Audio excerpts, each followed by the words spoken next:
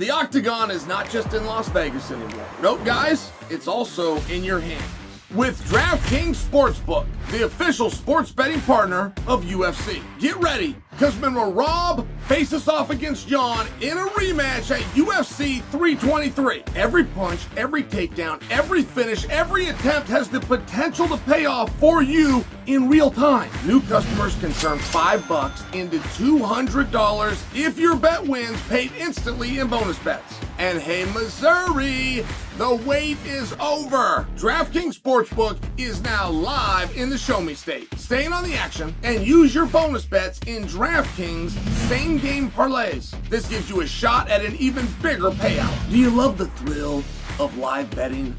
DraftKings has you covered. Bet live on star player props and in-progress games right as they happen. If sports betting is not yet available in your state, don't worry. You can still join in on all the fun with DraftKings Daily Fantasy Sports and have the shot to win cash prizes. Download the DraftKings Sportsbook app. When you do, use the promo code SONNEN. That's code SONNEN to turn $5 in bets into $200 in bonus bets if your pick wins. In partnership with DraftKings, the crown is yours.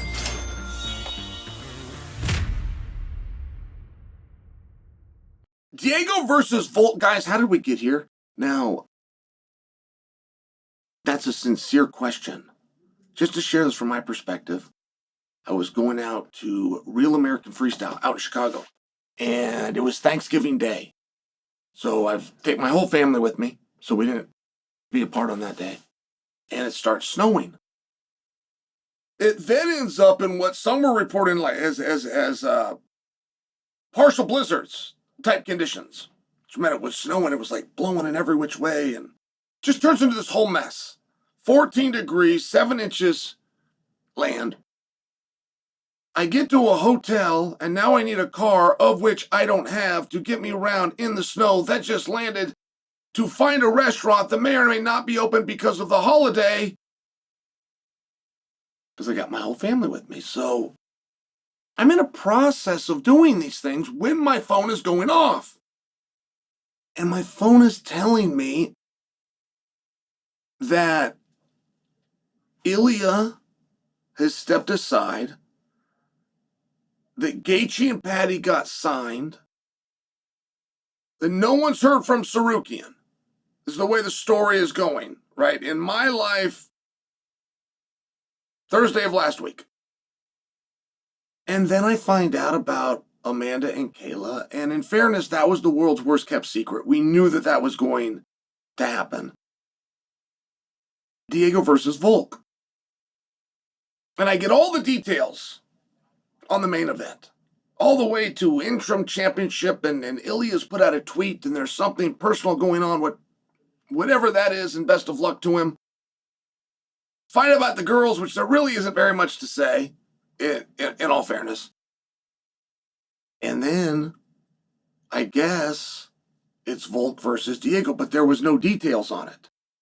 Like for the other two, there was a story around it, and there was sentences and paragraphs that I'm receiving. I then get it's Diego versus Volk. Diego versus Volk for what? That's what I'm thinking. Diego versus Volk, what are they going to do? I find out they're going to fight. They're going to fight for what, I wonder? They're going to fight for the championship, of which Volkanovski currently has. Okay, great. I got no problem with it. I'm into the whole thing, as a matter of fact. I'm sharing with you the way that this hit me. Got an interim on top of the bill. You got a girl that didn't want to fight a girl, and another girl that wanted to fight but didn't want to tell anybody she wanted to fight. Okay, great. That's a co-main. And now you got what might be the greatest fighter in the world, who was ranked number 1 pound for pound in recent enough memory that I recall it, and he's third down from the top in a match that he just won. All right. It took some investigative work. I didn't believe they were fighting. I had to go look into it. It turns out that Diego's fighting Volk. Now, my very first question was, is Diego a bigger star in other parts of the world than he is in America? Is he a bigger star than I'm aware? And they like him in America. They like him a lot. But to be 1-1 in your last two and to come in and steal a fight like this, you got to have some leverage. And I was just curious if he did. Is there something that I didn't know about? My second question was, did Volk versus Diego do bigger numbers than I was told? Because there again, is there parts of the world that are clamoring to see that fight? It caught me a little bit off guard. It didn't just catch me off guard that Diego, who's 1-1 in his last two, is able to get in there with a guy who he had 5 rounds with and didn't win a single round. This is actually not a Barry Diego session. By the way, Diego can win this fight. Diego can definitely win this fight, but if it's a long, drawn-out battle like the first one, therein lies the problem of, well, what do we do now? We would have to go to part 3. If we're following any code of ethics whatsoever, we would have to go to part 3. And that, quite frankly, is a bit of a turnoff. To see this fight again, we can sell ourselves on, but to know that we're going to have to see this fight 2 more times, it's a bit of a turnoff. So I contact Lerone Murphy. And that means I contact Lerone's camp. They said, man, he was straight up overlooked. I said, was Lerone contacted? If he was hurt, I don't need to know what it was. If he had some other engagement, I don't need to know what it was. I just need to know, was he contacted? No, they said he any time, any date, Lerone will make the weight and make the walk. That was his one and only message and nothing else. And then you've got Mosavar out at the American Top Team. What's Mosavar now? He's 19-0. And so I do the same thing. I contact that side. Hey, if he was injured, I don't have to know what it was. If he's got a prior engagement, I don't need to know what it is. Was he contacted? They said no. So, okay, great. We've got Diego, who's a big star and who's coming off of a very big win. And we got Volk, who's awesome. I'm just wondering how did we get here? Now, if I'm in Diego's shoes, it's the entire point. The entire point of doing this, from the moment I stubbed my toe against Volk the first time and I got to walk out for Noche the second time, the entire point is to return to a championship opportunity. But if I'm Volk, at some point I got to look at it and go, guys, I've whipped more ass than anybody on this card. I've had more championship fights than anybody on this card. It's a big card. It's a new pay-per-view. It's a changing of an industry. But you don't even have me in a co-main event spot. I'm not only not the main event. I'm used to that.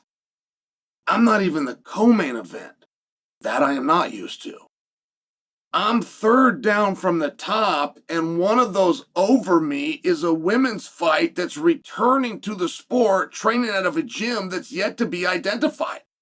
Like, if you want me to go and drop my belt, and you want me to do it on free TV, right? It's one of these things.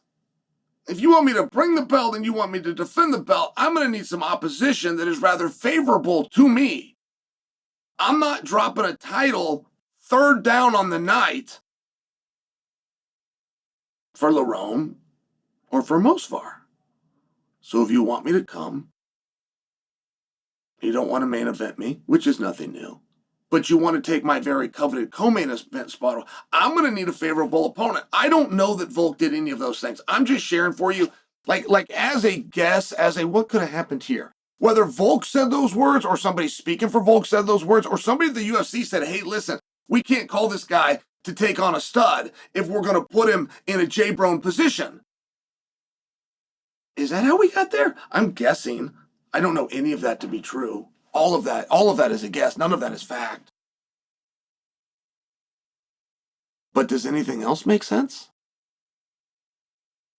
Is there any other way that you would justify it? I mean, if you're following the golden rule of put yourself in somebody else's shoes, if you're Volk, if you've got to go and you've got to defend in a non-pay-per-view, which affects your participation and everything else, and we're sure that it will be handled, but it's still something new. If you got to go out and do that, and you got to jerk the curtain,